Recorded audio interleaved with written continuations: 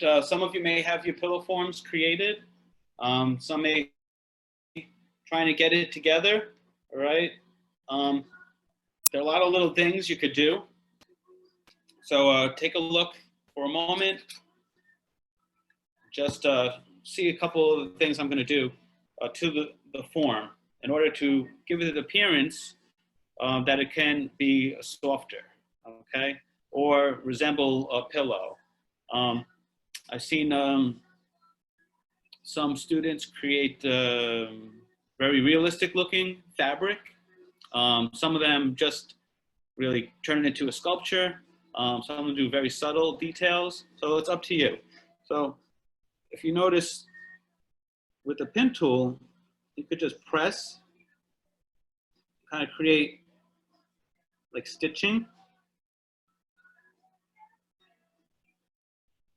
You know, so this little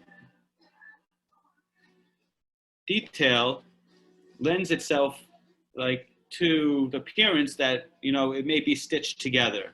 All right, another thing you could do is to create like buttons in the fabric. So if you were to create like a button, you could use your finger to indent.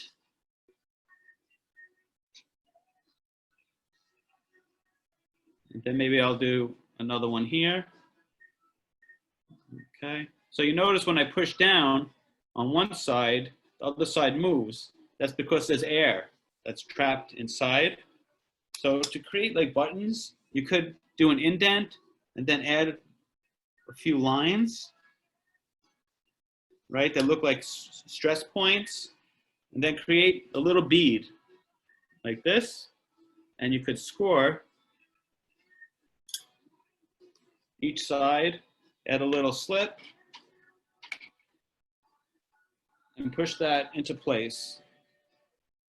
Okay, that slip could be cleaned up with a clean brush with just a little water on it. You could go back and brush that excess slip away.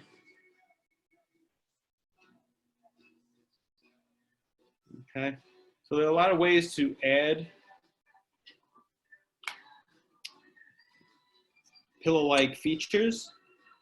Okay, you may add, maybe you feel like you need another line or two, okay? You could also ruffle the edges, right, by kind of pinching up, then giving it a little space and putting your thumb back here, pinching up again,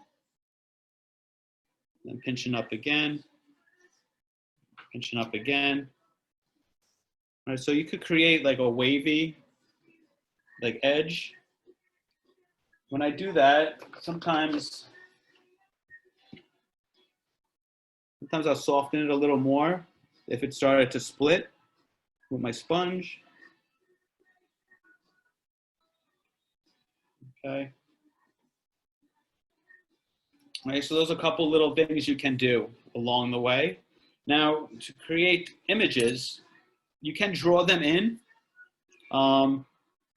If I decided, you know, I wasn't going to go with this pillow form, I was going to transform it into something else.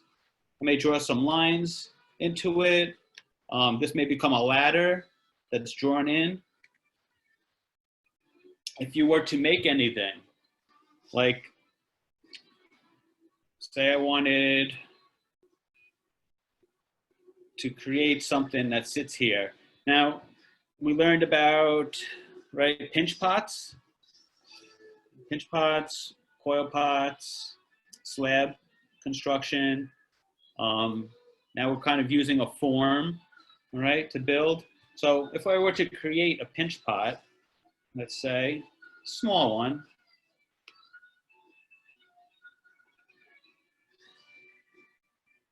and I was going to use this for like maybe a mountain. Okay, so I'm going to put this here for now, and I'm going to trace this. All right, so everyone pay attention to this step. It's kind of important, okay? So if you're going to attach anything, you don't want to just create a solid ball that's going to be attached. Okay, so you want to hollow it out. Okay, But the important thing is, before you attach it, to actually cut a hole.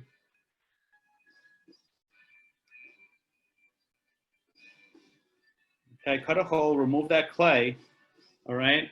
So now I have a hole here. So when I attach this, any air that is in here will be able to escape from the hole that we cut in the back later, okay? So whenever you're building something that becomes more of a mass, it needs to be hollow, all right? You want to give the air an exit. So that's what that hole is. And then you could slip and score it in place. Okay, if you don't do this, it will blow off during firing, or somewhere to make crack other areas of the piece as well. So I'm going to just attach this.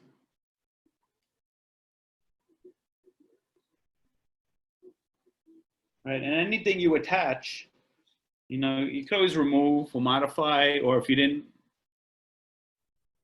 want to place it there, you could patch up that hole as well with a smaller piece of clay. All right, so I'm just cleaning this up with my finger. So now I have kind of this formed. Now I don't know what it's going to become, but it always could be modified and changed. Right, so if I wanted to add more to this, like another ball, I could do another pinch pot and add it, right, the same way, but put another hole in it. If you just want to add small pieces of clay, you can add small beads. They don't have to be hollow. And this may become like a little spike. Now, surreal landscape, right? Dreamlike imagery. Does it need to be realistic? What do you think? No, I don't think so. It doesn't need to be realistic at all. It could be totally abstract. It could be totally made up. It could be totally alien. It could resemble things from reality, but be very modified, very much modified and changed, transformed, right? So I like to actually look at things from nature a lot, and like especially like things from the sea, like they look alien, like to me, because a lot of those images are not seen in your normal day life, right? So like this little thing I just created, you know, could be like an alien like creature or a sea creature, all right? So this is an idea of how to build, how to create.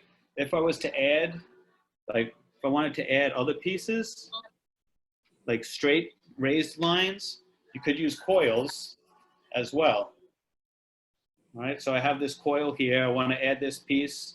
So I'm just going to score, remember to score, right, and slit. Okay, push this into place. You want to use enough slip so that it seeps out at the seam, right? Sometimes when I add something, I'll dip my finger in water, and this will help smooth it and really get it attached well. And I want to clean up those score marks. I don't want to see them. So I just smooth it out with my finger. You can go over it with a brush. Okay, so there's a lot of different ways to clean up your piece after you've made marks. Okay, go over this. All right, this could be a really fun piece, very experimental. It doesn't have to resemble anything, but it obviously can.